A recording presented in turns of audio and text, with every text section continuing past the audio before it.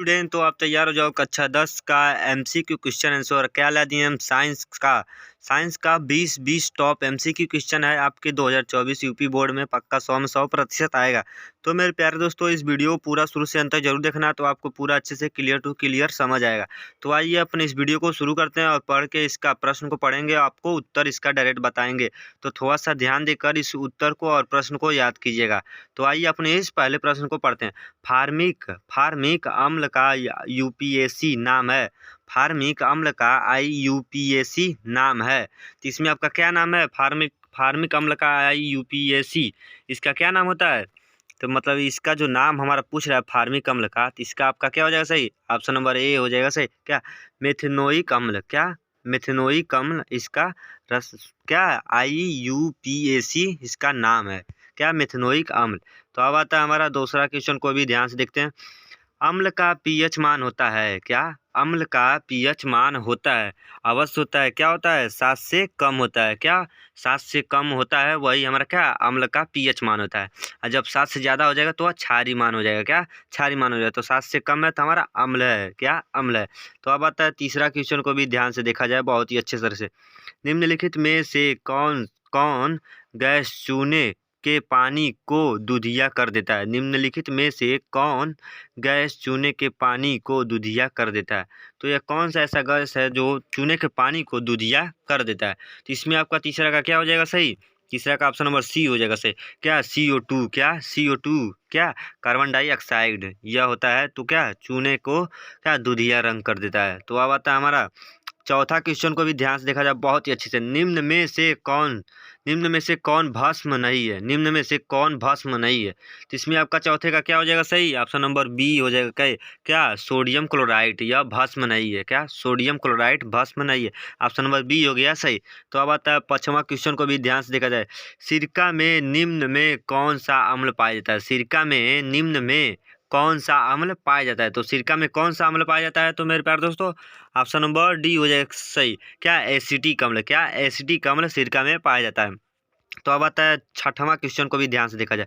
अम्ल और क्षार आपस में अभिक्रिया कर क्या बनाते हैं? अम्ल और क्षार आपस में अभिक्रिया करके क्या बनाते हैं?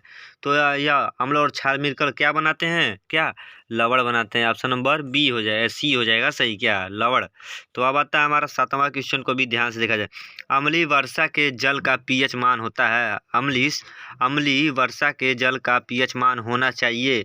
इस प्रश्न पूछ रहा है होना चाहिए अवश्य मेरे प्यारे दोस्तों। क्या? अम्लीय वर्षा का पीएच मान जरूर होता है। तो इसमें आपका क्या हो जाएगा सही? ऑप्शन नंबर बी हो जाएगा सही। 5.6 से कम होता है तो वह क्या अम्लीय वर्षा का पीएच मान होता है। तो अब आता है हमारा आठवां क्वेश्चन को भी ध्यान से देखा जाए। निम्नांकित में से कौन सा प्राकृतिक सूचक है? निम्नांकित में से कौन सा प्राकृतिक सूचक है? तो इसमें आपका क्या हो जाएगा सही? प्राकृतिक सूचक ऑप्शन नंबर डी हो जाएगा सही। क्या? हल्दी का मतलब पीला रंग या प्राकृतिक सूचक है। तो अब आता है हमारा नौवां क्वेश्चन को भी ध्यान से देखा जाए बहुत ही अच्छे से बारीकी से एकदम यूपी बोर्ड 2024 में धमाल मचाने देने वाला क्वेश्चन आंसर को। निम्नांकित में से कौन सा क्षारीय ऑक्साइड है? निम्नांकित में से कौन सा क्षारीय ऑक्साइड है? तो यह कौन सा है मेरे पास? Na2O। क्या? Sodium dichloride, sodium oxide. क्या है? सोडियम ऑक्साइड जो है यह क्या है? निम्नांकित में से क्षारीय ऑक्साइड है। क्या? Sodium oxide Na2O। तो अब आता है 10वां क्वेश्चन को भी देखा जाए। बेकिंग पाउडर का मिश्रण है। इसमें जो हमारा प्रश्न क्या दे रहा है? बेकिंग पाउडर का मिश्रण है। तो इसमें आपको क्या बताना है? क्या हो जाएगा इसमें का सही? ऑप्शन नंबर डी हो जाएगा सही। NaHCO3 एवं टार्टरिक। क्या? टार्टरिक अम्ल का है। क्या? मिश्रण यही है। तो अब होता है हमारा 11वां क्वेश्चन को भी ध्यान से देखा जाए। फ्लेमिंग के बाम मतलब बायां हस्त नियम में बाएं हाथ की तजरनी क्या संकेत करती है? फ्लेमिंग के बाम हस्त नियम में बाएं हाथ की तजरनी क्या संकेत करती है? तो इसमें आपका क्या संकेत करती है? ऑप्शन नंबर इसमें हम बता देते। क्या? ऑप्शन नंबर बी हो जाएगा सही। क्या? चुंबकीय क्षेत्र की दिशा की क्या संकेत करती है। तो अब आता है हमारा 12वां क्वेश्चन को भी ध्यान से देखा जाए अच्छे से और बारीकी से। इसको हम थोड़ा सा स्क्रॉल करके छोटा कर देते हैं, बस आपको समझ आए यही मेरे लिए बहुत ही अच्छा है। क्या? परिश्रम परिश्रम की ओर प्रक्षेपित, क्या परिश्रम की ओर प्रक्षेपित कोई धनावेशित कण अल्फा कण किसी चुंबकीय क्षेत्र द्वारा उत्तर की ओर विक्षेपित हो जाता है तो चुंबकीय क्षेत्र की दिशा क्या है? चुंबकीय क्षेत्र की दिशा क्या है? इसमें आपका क्या हो जाएगा सही? ऑप्शन नंबर क्या? डी हो जाएगा सही। उपयुक्त सभी, क्या उपरिमुखी, क्या उपरिमुखी या उपरिमुखी मतलब या डी हो जाएगा सही। जो ऐसा या कण है जो अल्फा के नाम से मतलब जुड़ा है, क्या उपरिमुखी हो जाएगा सही। ऑप्शन नंबर डी हो जाएगा सही। तो अब आता है हमारा 13वां क्वेश्चन को भी ध्यान से देखा जाए। विद्युत चुंबकीय प्रेरण की खोज किसने की थी? विद्युत चुंबकीय प्रेरण की खोज किसने की थी? तो यह किसने की थी? ऑप्शन नंबर ए हो जाएगा सही। क्या फेराडे ने की थी? क्या फेराडे ने की थी। तो अब आता है 14वां क्वेश्चन को भी ध्यान से देखा जाए, बहुत ही महत्वपूर्ण है। विद्युत जनित्र का सिद्धांत किस पर आधारित है? विद्युत जनित्र का सिद्धांत किस पर आधारित है या किस पर है आधारित? ऑप्शन नंबर सी हो जाएगा सही। क्या विद्युत चुंबकीय प्रेरण पर, क्या विद्युत चुंबकीय प्रेरण पर। तो अब आता है हमारा क्या 15वां क्वेश्चन को भी ध्यान से देखा जाए बहुत ही अच्छे से। विद्युत फ्यूज विद्युत धारा के किस सिद्धांत पर कार्य करता है? विद्युत जो फ्यूज है यह विद्युत धारा के किस सिद्धांत पर कार्य करता है? तो यह किस सिद्धांत पर कार्य करता है? क्या ऑप्शन नंबर ए हो जाएगा सही। क्या उष्मी पर करता है, उष्मी सिद्धांत पर यह कार्य करता है। तो अब आता है 16वां क्वेश्चन को भी ध्यान से देखा जाए। बैटरी से किस प्रकार की धारा प्राप्त होती है? बैटरी से किस प्रकार की धारा प्राप्त होती है? तो यह किस प्रकार की धारा प्राप्त होती है? क्या डिस्ट धारा प्राप्त होती है। तो ऑप्शन नंबर ए हो जाएगा सही। तो अब आता है 17वां क्वेश्चन को भी ध्यान से देखा जाए। मात्र 3 ही और क्वेश्चन रह गए हैं, बहुत ही वेरी मोस्ट इंपॉर्टेंट। 2024 में आने वाला क्वेश्चन एकदम धमाल मचा देगा।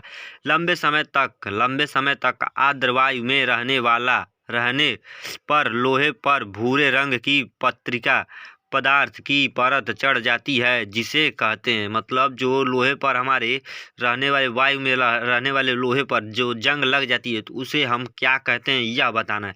तो इसे हम क्या कहते हैं? तो क्या कहते हैं इसमें आपका क्या सही हो जाएगा? ऑप्शन नंबर डी हो जाएगा सही। क्या लगता है? जंग लगता है। क्या लगता है? जंग लगता है। अब आता है हमारा 18वां क्वेश्चन को भी ध्यान से देखा जाए, बहुत ही अयस्क से धातु का निष्करण तथा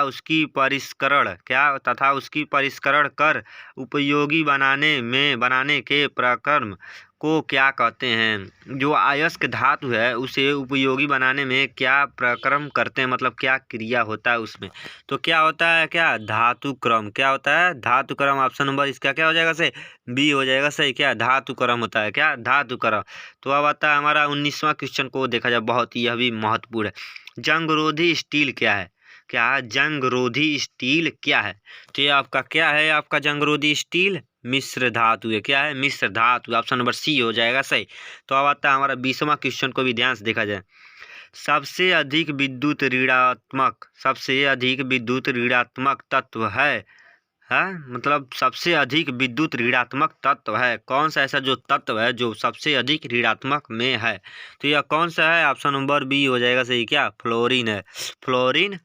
तो अब आता है हमारा 21वां क्वेश्चन। मात्र 2 क्वेश्चन और हम अपने लक्ष्य से ऐड किए हैं, आप ध्यान से अच्छे से देखिएगा।